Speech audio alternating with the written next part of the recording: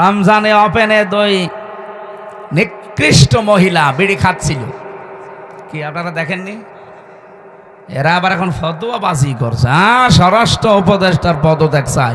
স্বরাষ্ট্র উপদেষ্টা যা বলেছে ঠিক বলেছে, যে পাবলিক প্লেসে আপনি রোজার মাসে ধূমপান করবেন, মানে এখনো পর্যন্ত আইন আছে যে 50 টাকা জরিমানা যদি ওপেনে কেউ সিগারেট খায়, বিড়ি খায়, নেই।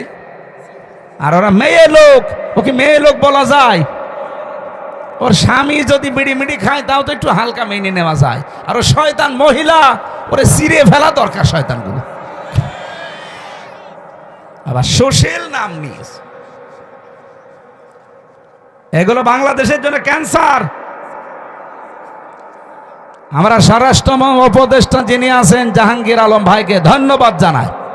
এরকম কড়া কথা বলেছেন আপনি, আলহামদুলিল্লাহ। আরো শক্ত হওয়া দরকার আপনার। ঘোষণা দিয়েছে যদি কোনো চাঁদাবাজ, কোনো ছিনতাইকারী, কোনো ডাকাত, কোনো চোর ধরা পড়ে, বিচার লাগবে না, সঙ্গে সঙ্গে বিসমিল্লাহি ওয়া আলা মিল্লাতি রাসূলিল্লাহ বলে মাটির নিচে দিয়ে দেবে। মিনহা খলাকনাকুম বলার দরকার নেই, কারণ এগুলো সমাজের জন্য ক্যান্সার। আর এগুলো করছে কারা আমরা খুব ভালো করে জানি। এই মহিলা পালিয়ে যাওয়ার পর থেকে প্রায় 27টা কুলো তৈরি করেছে কি করে এই দেশকে অশান্ত করা যায়। যাওয়ার আগে আইজিপি কে বলে গিয়েছিল, আমি যাবার পর 1 মাসের ভেতরে বাংলাদেশের অবস্থা এমন করবা যেন দাঁড়িয়ে থাকতে না পারে। শয়তান, ওকে মহিলা শয়তান, শয়তান মহিলা। এটা আমরা কোরআনে কারিমের সূরা ইউসুফের তাফসীর পড়েছি, শয়তান 2 প্রকার, একটা মানুষ শয়তান আর একটা জিন শয়তান। কি এই মানুষ শয়তানের ভেতরে আবার 2 প্রকার, একটা পুরুষ শয়তান, একটা মহিলা শয়তান। মহিলা শয়তান এত ভয়ঙ্কর, কোরআনে কারিমে আল্লাহ যেখানে মহিলাদের চক্রান্তের কথা দিয়েছেন সেখানে এমন নাম দিয়েছেন, ইন্না কাইদা কুন্না আযীম। আল্লাহ বলেন মেয়েদের চক্রান্ত বড় ভয়ঙ্কর।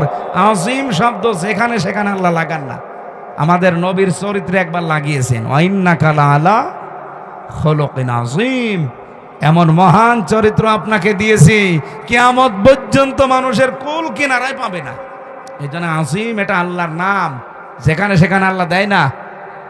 অথচ মেয়েদের চক্রান্ত এই কথা বলতে গিয়ে আমার আল্লাহ, এটা যদিও জুলাইখার নামে নাজিল হওয়া, কিন্তু কায়দা কন্যা এটা কিন্তু বহু বচন। এই কথা বুঝতেছেন? এই বহু বচন দেওয়ার কারণ কি? কারণ জুলাইখাই শুধু শেষ না, যুগে যুগে জুলাইখার এরকম হাজারো ভাই বোন আসবে দুনিয়ায়। কে বলেন? জুলাইখা যেমন ষড়যন্ত্র করেছিল নবীর বিরুদ্ধে, জুলাইখার বোন যারা আসবে কিয়ামত পর্যন্ত এরাও ষড়যন্ত্র করবে নবীর ওয়ারিসদের বিরুদ্ধে। সেরকম জুলাইখা আমরা একটা পেয়েছি। প্লিজ আমার এই চ্যানেলটি লাইক অ্যান্ড সাবস্ক্রাইব করে পাশে থাকেন।